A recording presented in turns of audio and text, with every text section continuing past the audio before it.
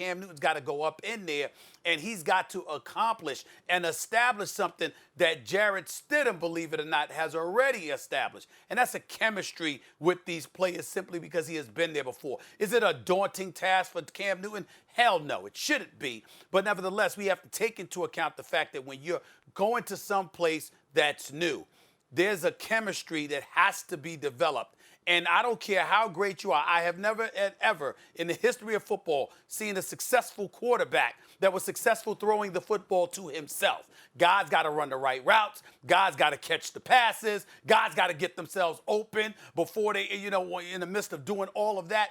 Those are the kind of things that I concern myself with. I ain't worried about Cam, the athlete, at all, especially if he's running the ball more judiciously as opposed to running the ball excessively. But in the end, his success is not going to be determined by just him. It's going to take others to step up. And one of the things we lamented when Tom Brady was there last year, and now that he's transitioned to Tampa Bay, is that we've noticed the difference between Godwin and Evans and O.J. Howard and now Gronk, compared to what Tom Brady had in New England last year. There's a reason we do that. We've got to pay attention to that. But Cam Newton's presence is going to make those players better. Not that Tom Brady's accuracy and his ability to make decisions was making them worse, but you can run so many different complex coverages when you have a pocket quarterback. You notice that you look around the league, none of the good teams really have a stagnant statue of a quarterback. Everyone has guys that can run. You can put another dynamic out there, and Cam Newton's ability to run is so special that they won't see as many coverages. They won't see as many double teams because they're going to have to use that extra defender to spy on Cam. Or the blitz for secondary contain on Cam. You won't get double coverage. You're likely to see a lot more zone because you don't want to play man necessarily because everyone has to turn their back to Cam and he might scramble. And those guys can find holes in the zone.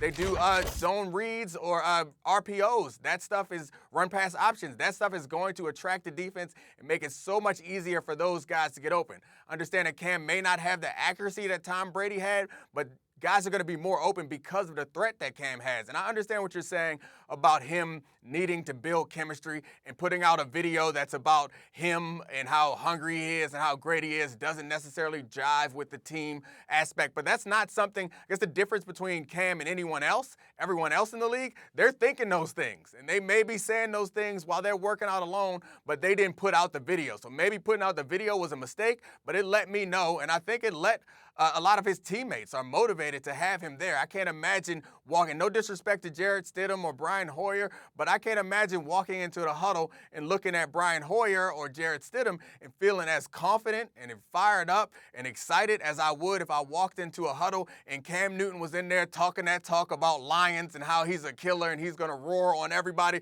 Like, get behind that. I want to be on that team much more than I want to be on any other team. Yeah, that's us, but we're not Bill Belichick. We're not Josh McDaniels, so we got to pay attention to that, Dominique. That's number one. Fair. Number two, and more importantly, we also have to pay attention to this reality.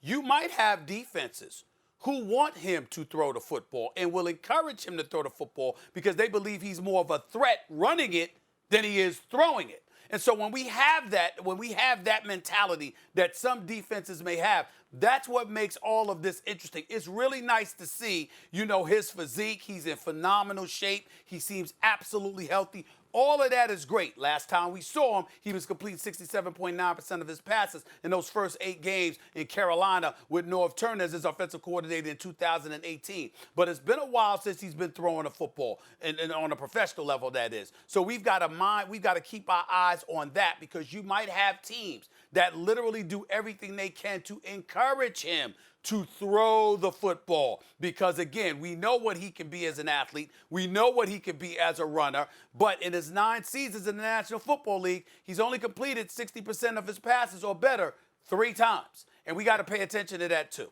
I think you're right. I think a lot of teams will send this extra safety in the box for secondary contain or have somebody spy. They'll load the box to force him to throw the ball. And that's the point I was making earlier. That makes life so much easier for Julian Edelman or Mohamed Sanu. Like, that life is so much easier. You're not going to see double teams. You're not going to see safeties over the top. You're not going to see all those complex coverages and blitzes that could give you trouble. You're going to have more space to work. And those receivers will suddenly get a little bit better at getting separation when the defenses are concerned about Cam running the ball into the secondary.